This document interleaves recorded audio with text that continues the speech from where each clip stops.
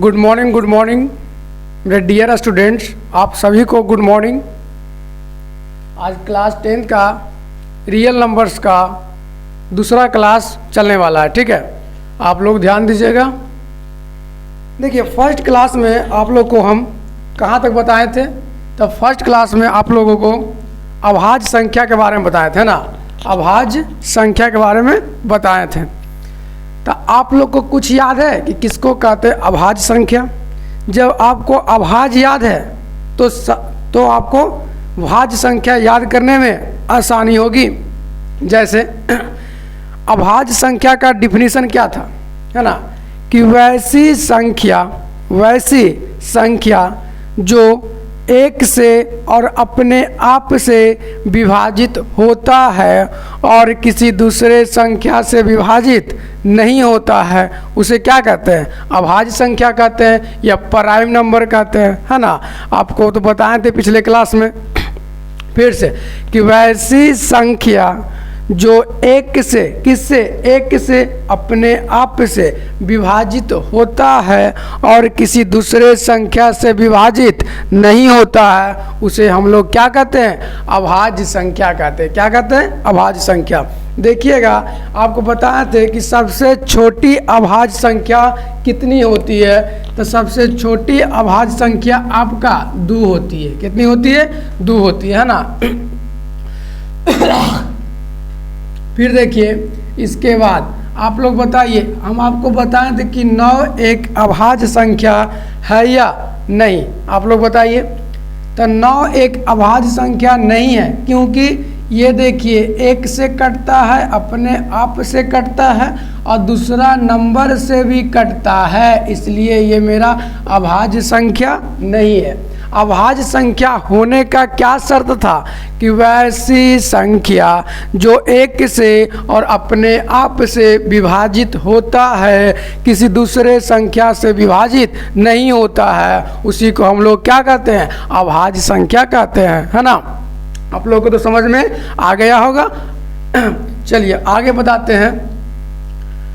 अभाज्य के बाद आपको आता है क्या?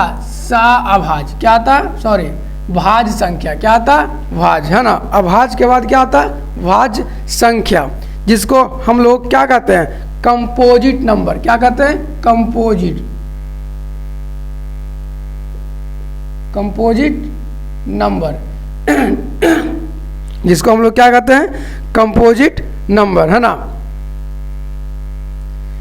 तो देखिए, कंपोजिट नंबर किसको कहता है? भाज्य संख्या किसको कहता है ना। समझिएगा, आप लोग ध्यान दीजिएगा कि वैसी संख्या जो एक से और अपने आप से विभाजित होता है और किसी दूसरे संख्या से भी विभाजित होता है, तो उसे हम लोग क्या कहते हैं? तो उसे हम लोग भाज्य संख्या कहते हैं। क्या कहते हैं? भाज्य संख्या, है ना। फिर से कि वैसी संख्या जो एक से अपने आप से विभाजित होता है और किसी दूसरे संख्या से भी विभाजित होता है, तो उसे हम लोग क्या कहते हैं? भाज्य संख्या कहते हैं। क्या कहते हैं? भाज्य संख्या। देखिए, अभाज्य का उल्टा है भाज्य, है ना। अभाज्य क्या बोला? कि वैसी संख्या जो एक से और अपने आप से विभाजित होगा, दूसरा संख्या से विभाजित नहीं होगा। जस्ट उसका उल्टा ये क्या बोल रहा है? कि वैसी संख्या जो एक से अपने आप से विभाजित होगा और दूसरा संख्या से भी विभाजित होगा, उसे ही हम लोग क्या कहेंगे? उसे ही हम लोग भाज्य संख्या कहेंगे। क्या कहेंगे जी? भाज्य संख्या कहेंगे, है ना। समझ में आ रहा है ना। चलिए लिखेंगे इसको, भाज्य संख्या, है ना। वैसी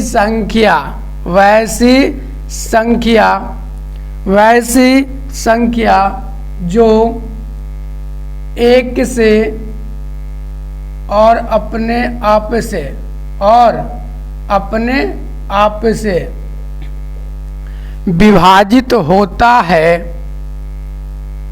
विभाजित होता है किसी दूसरे संख्या से भी, कि दूसरे संख्या से भी विभाजित होता है, किसी दूसरे संख्या से भी विभाजित होता है, तो उसे हम लोग क्या कहेंगे? तो उसे भाज्य संख्या कहते हैं। तो उसे क्या कहते हैं? भाज्य संख्या कहते हैं, है ना। देखिए, भाज्य संख्या यानी कंपोजिट नंबर, आप लोग फिर से समझिएगा कि किसको कहेंगे कंपोजिट नंबर, है ना। तो वैसी संख्या जो एक से और अपने आप से और किसी दूसरे संख्या से भी विभाजित होता है, उसे हम लोग क्या कहेंगे? भाज्य संख्या कहेंगे। क्या कहेंगे? भाज्य संख्या। जैसे एग्जाम्पल सीखिएगा, ये 4, 6, 8, 9, 10, 12 ... ये सब मेरा सब भाज्य है। बोलिए क्यों सर? देखिए, 4 एक से कटा, अपने आप से कटा और दूसरा नंबर से भी कटा, इसलिए ये मेरा क्या है जी? भाज्य संख्या है। क्या है? भाज्य संख्या। भाज्य संख्या होने का शर्त है कि वैसा संख्या जो एक से, अपने आप से और दूसरा नंबर से भी कटना चाहिए, उसी को हम लोग क्या कहेंगे? भाज्य संख्या कहेंगे। क्या कहेंगे जी? जैसे 6 देखिए, एक से कटा, अपने आप से कटा और दूसरा नंबर से भी कट रहा है ना जी, इसलिए मेरा कौन संख्या है? भाज्य संख्या है। कौन संख्या है? भाज्य संख्या है। समझ में आ रहा है ना? बताइए, 33 भाज्य संख्या है या अभाज्य संख्या है? आप लोग बताइए। तो 33 आपको भाज्य संख्या है। बोलो क्यों सर? क्योंकि एक से कटा, अपने आप से कटा और दूसरा नंबर से भी कट रहा है, इसलिए मेरा कौन संख्या है? भाज्य संख्या ना है जी। क्या है जी? भाज्य संख्या। 41 आपका कौन संख्या है? आप लोग बताइएगा, 41 कौन संख्या है? तो 41 आपका बताइए प्राइम नंबर है या कंपोजिट नंबर है? बताइए आप लोग। तो इसको बता सकते हैं ना कि 41 जो है कंपोजिट नंबर है या प्राइम नंबर है? बताइए इसको। तो ये आपका प्राइम नंबर है। बोलिए क्यों?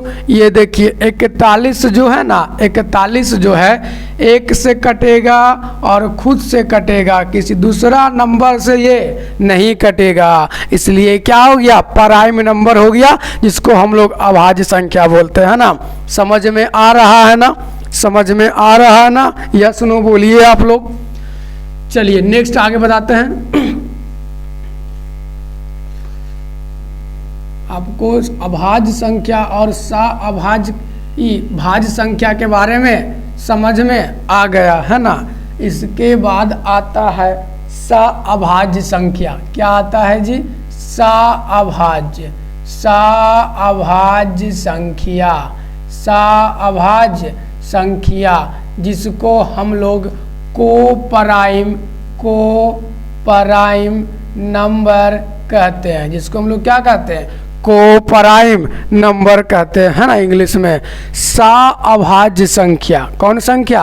अभाज्य संख्या यानी कोपराइम नंबर। कोपराइम नंबर किसे कहते हैं या किसको कहते हैं? आप लोग समझिएगा, ध्यान दीजिएगा कि किसको कहेंगे अभाज्य संख्या, है ना।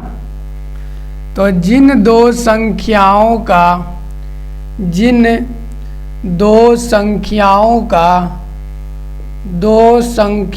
का HCF यानी मासा, SCF यानी मासा, जिन दो संख्याओं का HCF एक होता है। क्या होता है? एक होता है। तो उसे क्या कहते हैं? तो उसे अभाज्य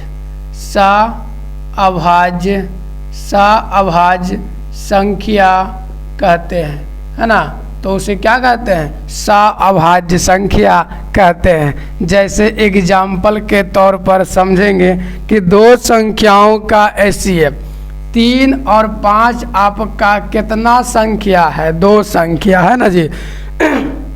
3 और 5 आपका क्या? 2 संख्या है। इन दोनों संख्या को आप लोग ध्यान से देखिएगा कि 3 और 5 आपका 2 संख्या लिए हैं, ठीक है। इस दोनों संख्या का हम एचसीएफ निकालना चाहते हैं। क्या निकालना चाहते हैं? एचसीएफ। तब बताइए, 3 एका में 3, 3 दूनी 6, ज़्यादा ना हो जाएगा। तो 3 एका में 3, 5 में से 3 गया 2, है ना। फिर इसको घेरेंगे, उतारेंगे 3। तब बताओ, 2 बन जा 2, 2 2 जा 4, ज़्यादा ना, 2 बन जा 2, 3 में से 2 गया 1, फिर घेर देंगे, उतारेंगे 2, है ना। आप लोग एचसीएफ तो पढ़े होंगे ना जी। तो देखिए कितना बार में, 2 बार में 2 कट गया, है ना जी। तो बताइए मेरा एचसीएफ कितना हुआ? 1 हुआ। एचसीएफ बराबर कितना हुआ? 1 हुआ। कितना हुआ? 1। तो जिन 2 संख्याओं का एचसीएफ 1 होता है उसे हम लोग क्या कहते हैं? सअभाज्य संख्या कहते हैं। क्या कहते हैं? सअभाज्य संख्या। समझ में आ रहा है ना? फिर से बताएं क्या? एक संख्या और लेते हैं ना। जैसे देखिए 4,5 है, 4,5 है, 2 संख्या है। कितना संख्या? 2 संख्या, है ना। अब इसमें देखते हैं इसका एचसीएफ निकाल कर, ये आपका एचसीएफ 1 आता है या नहीं, है ना। तो 4 से डिवाइड करेंगे 5 में, है ना। बोलिए 4 1 जा 4, ये 5 में से 4 गया, आया 1, आया ना 1। इसको घेरेंगे, उतारेंगे 4। बोलो कितना बार में लगेगा? तो 4 बार में 4 कट गया ना जी। मेरा एचसीएफ कितना आया? एचसीएफ मेरा आ गया कितना? 1 आ गया। कितना आ गया? 1। तो जिन 2 संख्याओं का एचसीएफ 1 होता है उसे हम लोग क्या कहते हैं? सअभाज्य संख्या कहते हैं। उसे क्या कहते हैं? सअभाज्य संख्या कहते हैं, है ना। चलिए आप लोग हो गया। नेक्स्ट आप लोगों को बताते हैं, नेक्स्ट, है ना।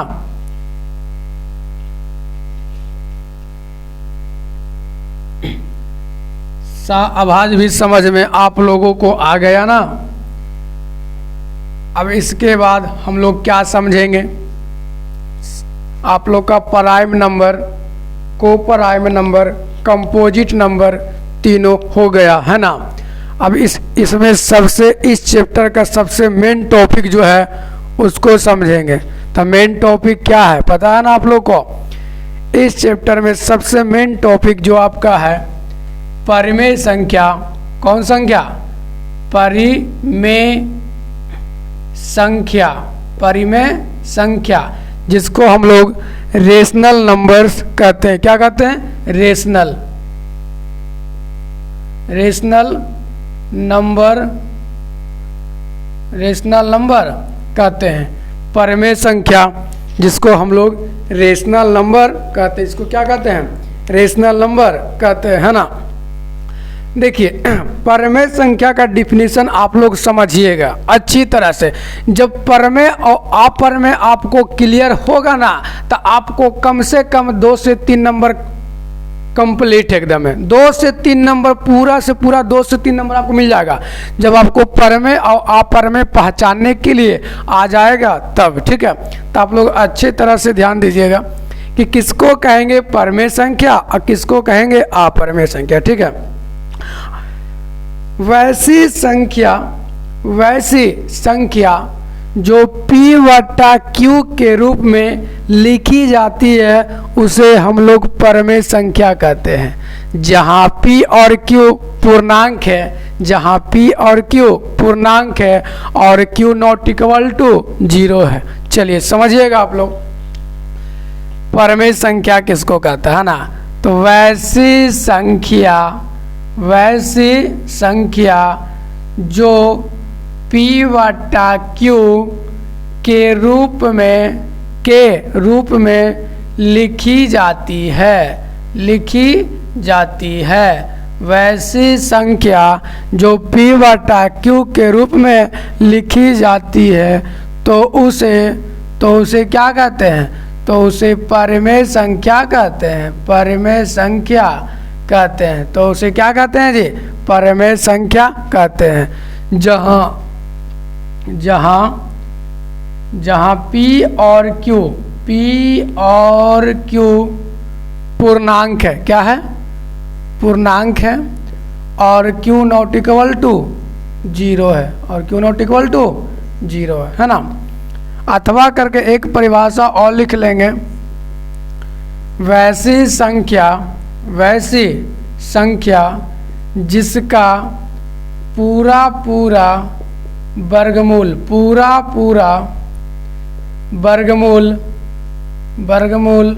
निकलता है, जिसका पूरा वर्गमूल निकलता है या स्क्वायर रूट निकलता है, बात एक ही है, निकलता है, तो उसे क्या कहेंगे, परिमेय संख्या कहते हैं। तो उसे क्या कहते हैं, परिमेय संख्या कहते हैं। आप लोग इसको पहले फटाफट नोट डाउन कीजिए, उसके बाद मैं बताता हूँ इसके बारे में, ठीक है।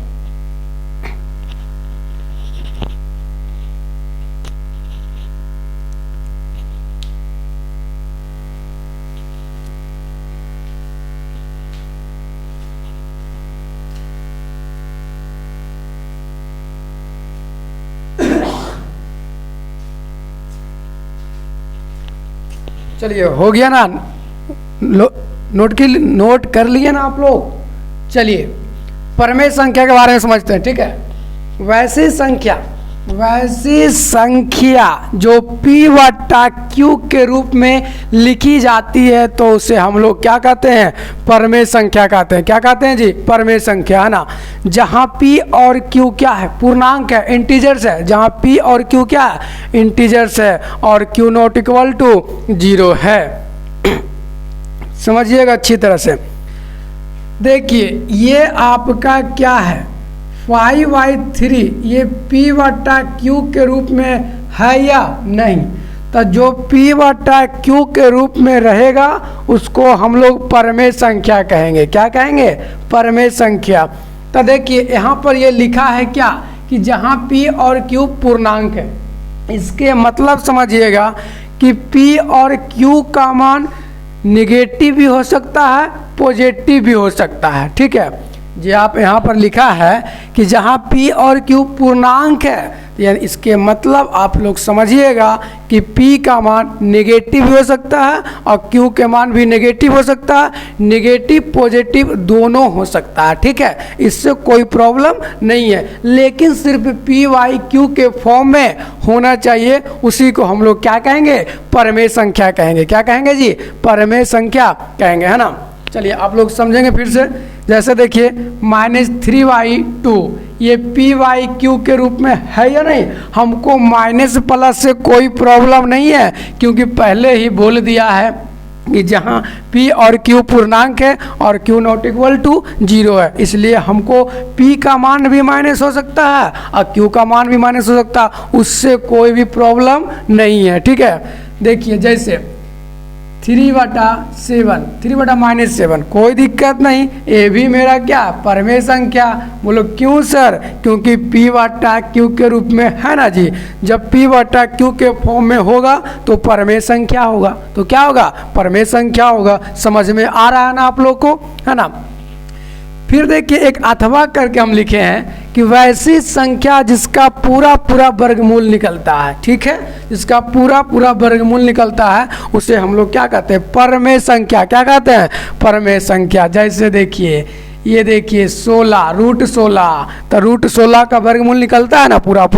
तब बोलिए 16 का वर्गमूल कितना होता है, 4। कितना होता है, तो 4 के नीचे कुछ ना कुछ तो एक होबे करेगा, इसलिए P बटा Q के रूप में है कि नहीं है, इसलिए मेरा परिमेय संख्या। अच्छा आप लोग बताइए कि √25 एक परिमेय संख्या है या नहीं, इसका पूरा वर्गमूल निकल रहा है या नहीं, आप लोग बताइए। तो निकल रहा है ना जी, तो इसका वर्गमूल हो गया 5। क्या हो गया, 5।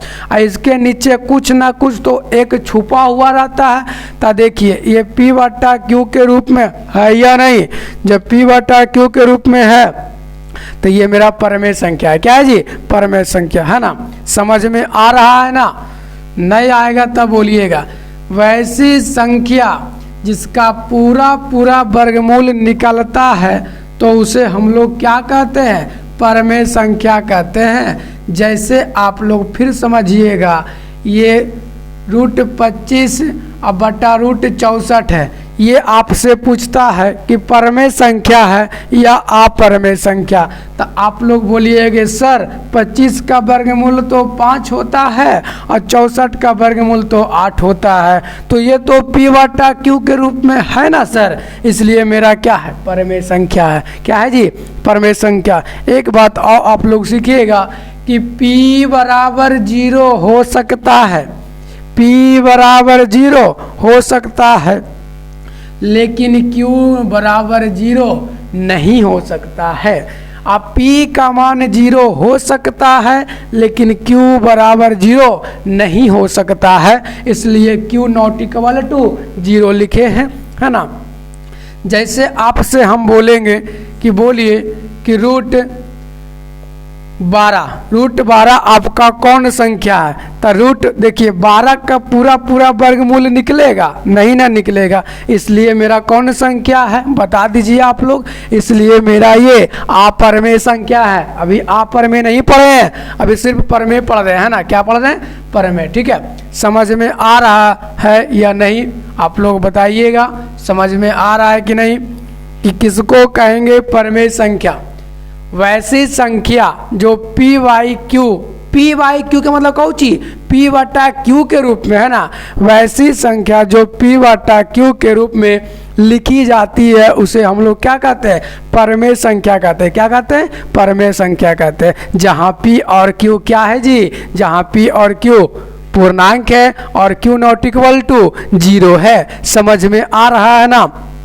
एक परिभाषा और बताए हैं कि वैसी संख्या जिसका पूरा वर्गमूल यानी स्क्वायर रूट निकलता है तो उसे हम लोग परमेय संख्या कहते हैं। उसे क्या कहते हैं, परमेय संख्या। समझ में हमको तो लग रहा होगा कि समझ में आ गया होगा, है ना, समझ में आ गया ना, कि फिर से बताऊं। अब देखिए आपको परमेय संख्या के प्रकार के बारे में सीखना है जी। परमेय संख्या के प्रकार की, इस पर क्वेश्चन मैं करवाऊंगा। पहले डिफिनीशन आप सीख लीजिए, इसके बाद मैं क्वेश्चन करवाऊंगा। एक एक क्वेश्चन आपको मैं करवाऊंगा। डॉक्टर केसी सिन्हा के बुक से एक एक क्वेश्चन का सॉल्यूशन मैं दूंगा। ठीक है, उसके लिए आप निफिक्र रहिए, कोई टेंशन मत लीजिए, एक एक क्वेश्चन मैं करवाऊंगा। ठीक है, तो देखिए आप तो सीख गए हैं कि किसको कहते हैं परमेय संख्या, और अभी तक मेरे चैनल को लाइक और सब्सक्राइब नहीं किए हैं तो सबसे पहले मेरे चैनल को लाइक और सब्सक्राइब करना नहीं भूलो। ठीक है, सबसे पहले करो लाइक और सब्सक्राइब। ठीक है, तो देखिए इसके बाद आता है परमेय संख्या के प्रकार। परिमेय संख्या के प्रकार, परमेय संख्या के प्रकार के बारे में सीखेंगे। परमेय संख्या के प्रकार के बारे में सीखेंगे, है ना। तब परमेय संख्या मुख्यतः 3 प्रकार के होते हैं। कितने प्रकार के होते हैं, 3 प्रकार। परमेय संख्या जो होते हैं ना वो मुख्यतः 3 प्रकार के होते हैं। देखिए परमेय संख्या मुख्यतः 3 प्रकार के होते हैं। कितने प्रकार के, 3 प्रकार के होते हैं। तो कौन कौन होते हैं उसके बारे में न बताइए कि परमेय संख्या तो 3 प्रकार के होते हैं, तो कौन कौन होते हैं। तो देखिएगा फर्स्ट नंबर एक होता है ऋणात्मक परमेय संख्या। ऋणात्मक परमेय संख्या, ऋणात्मक परमेय संख्या, पॉजिटिव, ऋणात्मक नहीं, नेगेटिव रेशनल नंबर। दूसरा आपका है क्या, धनात्मक परमेय संख्या। तो पहले लिख देते हैं धनात्मक वाले, है ना, पहले लिख देते हैं धनात्मक परमेय संख्या। क्या है, धनात्मक परमेय संख्या, धनात्मक परमेय संख्या। दूसरा आपका है ऋणात्मक परमेय संख्या। दूसरा आपका क्या, ऋणात्मक परमेय संख्या। और तीसरा नंबर जो है शून्य परमेय संख्या। क्या है जी, शून्य परमेय संख्या, शून्य परमेय संख्या, है ना। पहला आपका था धनात्मक परमेय संख्या यानी पॉजिटिव रियल नंबर्स, है ना। सेकेंड नंबर जो